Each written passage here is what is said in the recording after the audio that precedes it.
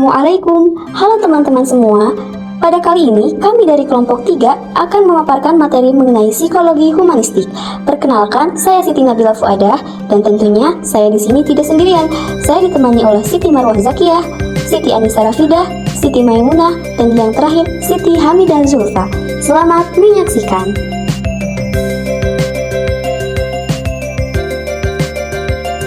Psikologi dijelaskan sebagai ilmu yang mempelajari mengenai jiwa atau kejiwaan. Dalam pengembangannya, ada beberapa pendekatan atau aliran di ilmu psikologi. Salah satunya ialah psikologi humanistik. Psikologi humanistik adalah salah satu pendekatan dalam ilmu psikologi yang memandang manusia sebagai individu yang utuh, memiliki potensi serta mampu untuk mengaktualisasikan dirinya. Aliran humanistik lahir pada tahun 1950 sebagai bentuk respons atau reaksi dari pengembangan pendekatan psikoanalisis dan juga behavioristik. Humanistik hadir menolak asumsi dari pendekatan psikodinamika yang menekankan pada ketidaksadaran dan hal naluriah yang mempengaruhi seseorang dalam bertindak dan berperilaku. Begitu pula dengan pendekatan behavioristik yang fokus pada penguatan, stimulus maupun respons yang berperilaku yang dianggap tidak manusiawi karena menggunakan hewan dalam penelitiannya.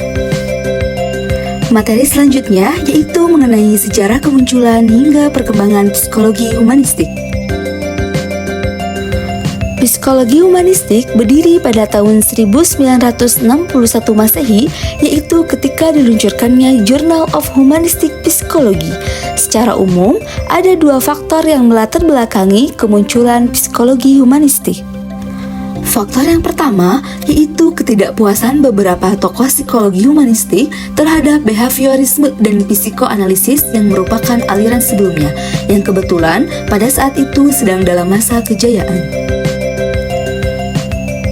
Faktor yang kedua yaitu pemikiran yang berhubungan dengan psikologi humanistik sebenarnya bukanlah hal yang baru, karena beberapa sudah dimulai dari zaman Yunani kuno, abad pertengahan di zaman Islam, masa Renaissance, sampai dengan abad ke-19 sudah menunjukkan adanya pemikiran-pemikiran yang berhubungan dengan psikologi humanistik. Dalam psikologi psikoanalisis, teori Freud dikritik karena memandang tingkah laku manusia didominasi dan ditentukan oleh dorongan yang bersifat primitif dan animalistik atau hewani. Sementara itu, behavioristik dikritik karena teori ini terlalu asik dengan penelitiannya terhadap binatang dan menganalisis kepribadian secara fragmentaris. Kedua teori ini dikritik karena memandang manusia sebagai bidak atau pion yang tak berdaya, dikontrol oleh lingkungan dan masa lalu, dan sedikit sekali kemampuan untuk mengarahkan diri.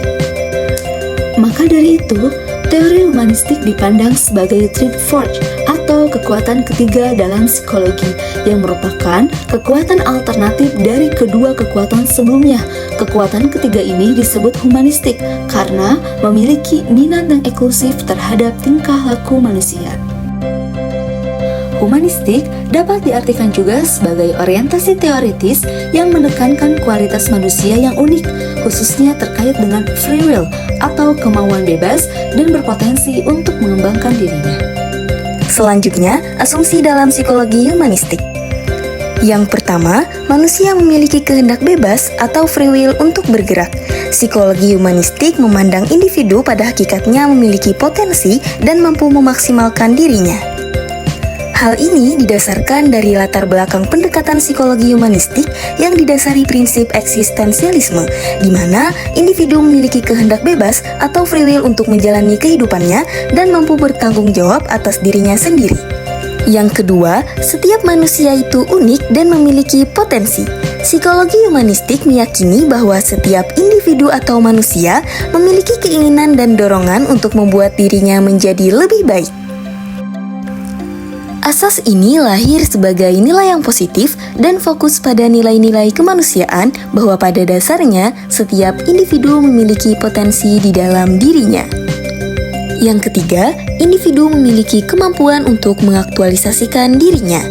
Asumsi berikutnya menganggap bahwa setiap individu memiliki dasar kebutuhan di dalam hidupnya. Kebutuhan ini mendorong pada aktualisasi diri yang menyangkut pada pertumbuhan psikologis.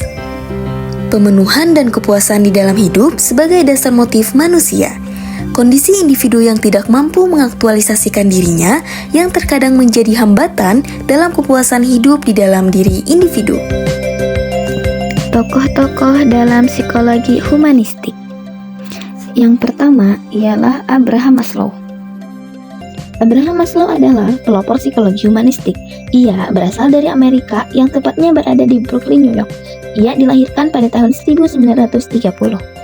Pada masa kecilnya, Abraham Maslow mulai mengagumi para tokoh filsuf seperti Alfred North, Henry Bergson, Abraham Lincoln, Plato, Spinoza, dan lain-lain.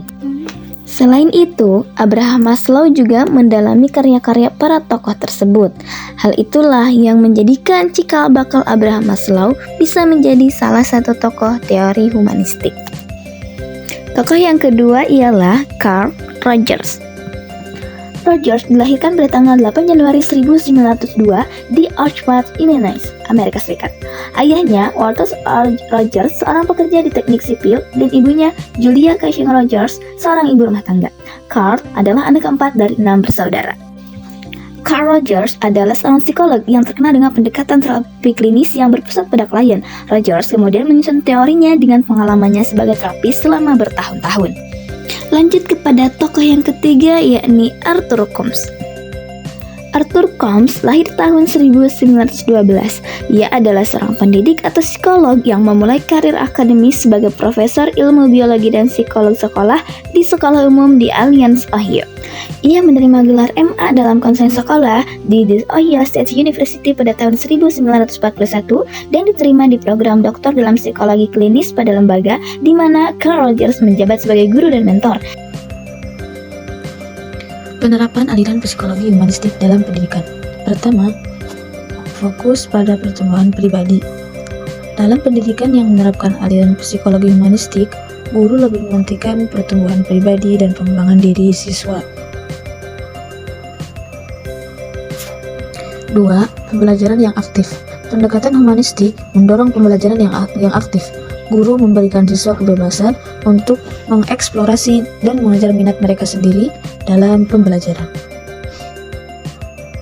3. Pentingnya kasih sayang dan penerimaan. Aliran psikologi humanistik menggarisbawahi pentingnya kasih sayang, penerimaan, dan dukungan dalam pembelajaran. 4. Penghargaan terhadap perbedaan. Humanistik menghargai keragaman individu. Pendidikan yang mengadopsi pendekatan ini menghormati perbedaan dalam gaya belajar, minat, dan kemampuan siswa. 5. Pendekatan guru sebagai fasilitator. Guru berperan sebagai fasilitator dalam pembelajaran, bukan hanya sebagai sumber pengetahuan. Dan yang terakhir, yang keenam, yaitu pengembangan keterampilan sosial. Aliran psikologi humanistik juga menekankan pengembangan keterampilan sosial dan emosional siswa. Hal ini membantu siswa dalam melakukan interaksi secara baik. Secara keseluruhan, aliran psikologi humanistik dalam pendidikan bertujuan untuk menciptakan lingkungan yang mendukung pertumbuhan positif siswa, pengembangan potensi mereka, dan pencapaian aktualisasi diri. Oke teman-teman, mungkin itu saja materi yang dapat kelompok kami sampaikan. Mohon maaf atas kekurangannya. Wassalamualaikum warahmatullahi wabarakatuh. 버스 안에서 going 이불 속에서 going going은